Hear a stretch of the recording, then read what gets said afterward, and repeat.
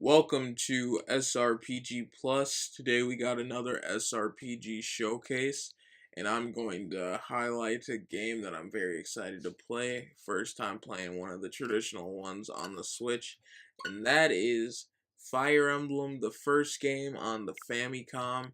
And as you see, I got some Japanese stuff on my Switch. I made a Japan account, so SRPG Japan's page, and I friend code, add me, yami, but don't add this one. Add Kapakai, add that friend code. Love to play some games with the community and the small group of people we got following us. But essentially, if you make a Nintendo account for Japan, you actually can make a Japanese account, and then you can access the Japanese store. So just wanted to kind of highlight that for also this SRPG showcase. And there are tons of videos also on YouTube that can easily let you know how to go through and get just a Japanese account and get access to a bunch of free games. So I'm gonna just mess around here and just show you, like, once you do get a Japanese account, where you can go to get. Yeah, this is the free column. You go down here, go all the way to the bottom, and then you cop the Famicom online game. So you have to have the online membership. It's pretty cheap, actually. For a year, you get what is it? You get it's for a year of access. You get free games. You get online play. You get a trash voice app connection. And yeah, it's all for $20 a year. Pardon that volume, my bad. And yeah, so the SRPG showcase for today is Fire Emblem. And even though I made the Japanese account this one, I have to play it on this account because this is the one I have Nintendo Online for. So I'll still get to have all these Japanese exclusive games on my actual North American account. So it's pretty cool how they sync around like that. Let's take a quick little look through the Japanese store. Well, Japanese and Famicom games. Yeah, I really like the box art for some of them. Like, look, it's like way better than a lot of ours. Can't wait for like the Mega Mans to come out because those have way better box art. Like, look at this. Is that just regular Ghost and Ghouls? This one? Yeah. Yeah, dope. Sumo game, I played that. Got an easy dub. But yeah, let's get back into some Fire Emblem. And with this game, this is the original version for the Famicom of Fire Emblem, and this is just pretty much where one of my favorite SRPG series basically got its start on the Famicom. It didn't come to the NES.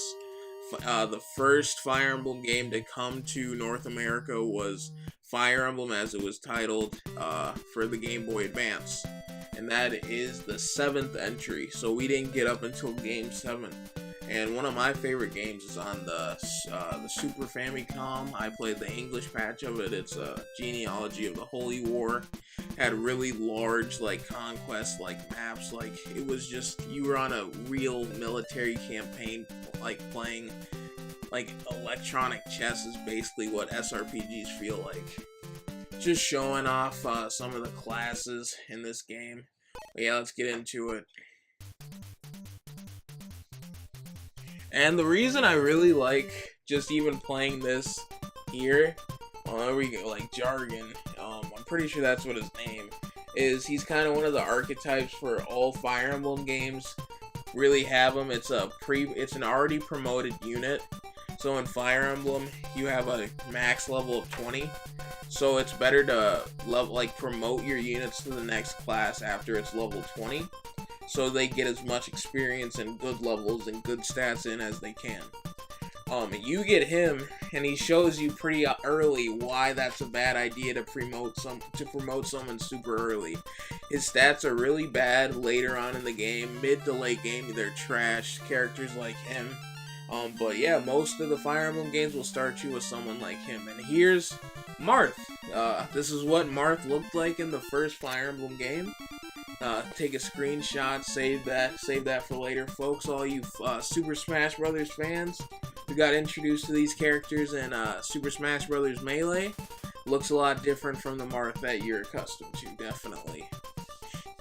And she's just a Pegasus Knight. I think her name's Sia? I may be wrong. Don't quote me on this. Like, obviously I can't read it. I did play this game. I played the DS remake of, it was called Fire Emblem Shadow Dragon, and that was a good game. It was kind of when Fire Emblem was in its like awkward phase, really trying to understand what it's gonna do in the future and how it was gonna make like next hardware, like hardware pushing games.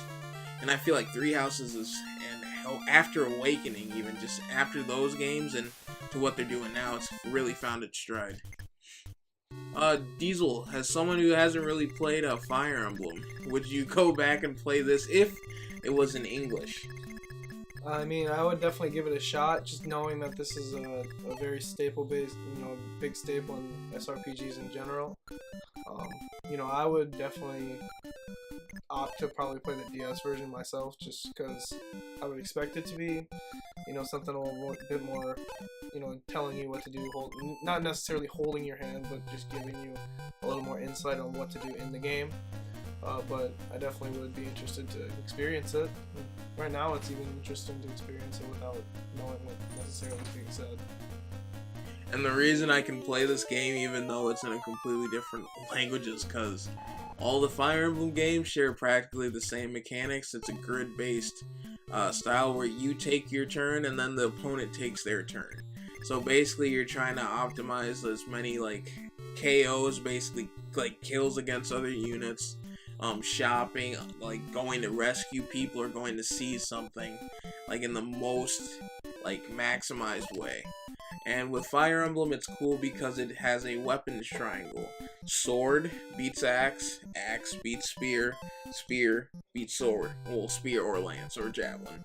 And it's all types of variants like that. And then you got things like the sword, lance, and stuff like that, so it counters the one it's supposed to. Yeah, so the weapon triangle really like fleshes out combat, and it's been a staple in a lot of games after, which have been Fire Emblem. And just look at these sprites, man. For the NES, this is some great sprite work.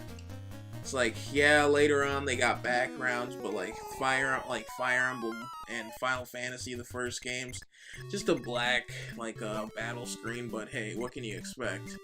It's our boy Marth, the hero of this story. But yeah, if you want to really get the story, I definitely just recommend picking up Fire Emblem Shadow Dragon on the DS and playing it on a 3DS, because that's backwards compatible, that whole system. Look at this dude's move. He can just really shoot out there. That's like the promoted units.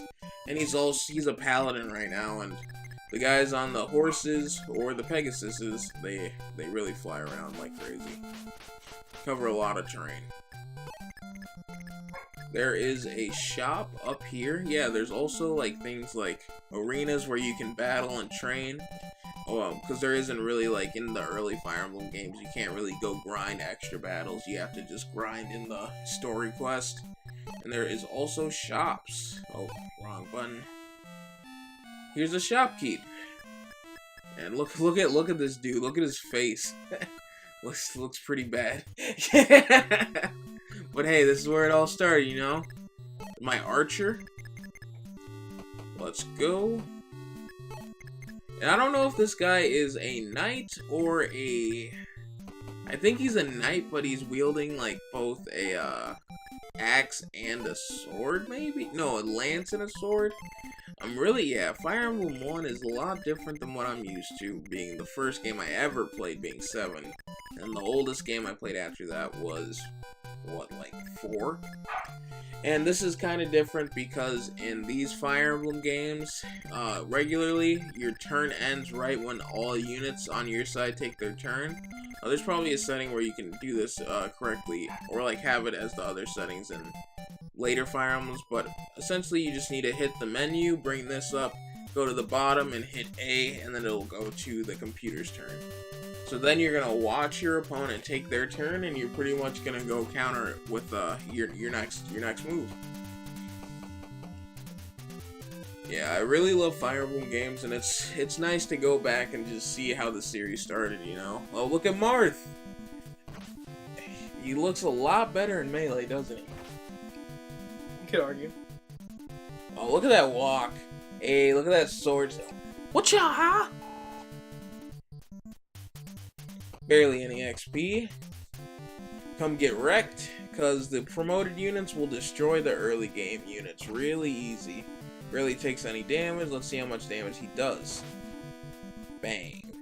And he's gonna go again, because he's got way more speed than him. Yeah, double hitting, using moves that are super effective. Like, I have an archer.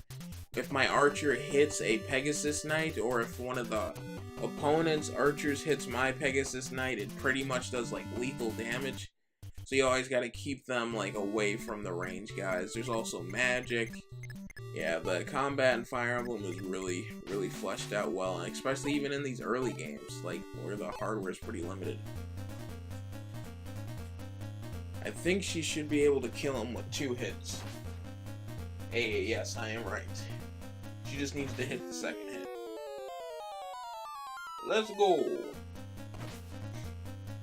Okay, good. She's putting in work. Yeah, and then in some Fire Emblem games, like, there's freaking, like, triangle attacks between other Pegasus Knights and things like that. But enough of this battle. Also, since this is, basically a port, and you can just use save states and stuff like that in the Famicom and Nintendo Online system, just checking their stuff out. This is right after I beat the boss. So then I'm gonna end the turn. My player turn, and then I gotta go seize. So like I was saying earlier, when you play a Fire Emblem game, most of the time your main objective to beat it is either to kill every enemy, so rout the enemy, or to seize the castle. Boom, we seize. Look at this king sprite. Oh, I see they took a lot of time on the NPCs, huh? But that definitely doesn't look like the worst NES sprite work have you seen, huh? Or maybe I'm just biased. Oh, look at all this plot going on. Yeah, I know exactly what's going on. Don't you, Deez? Can I say? Next story. Would you like to save? No. We don't need a save over here.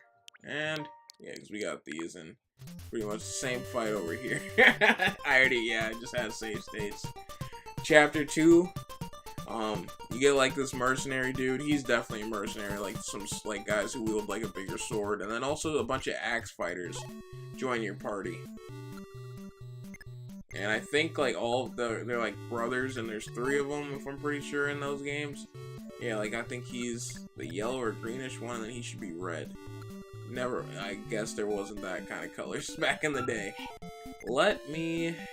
Oh, these guys can't go in the water, but yeah, I just wanted to talk about Fire Emblem for the SRPG showcase, because I'm really excited for Fire Emblem 3 Houses. I'm really excited for that game, even though it's gotten delayed.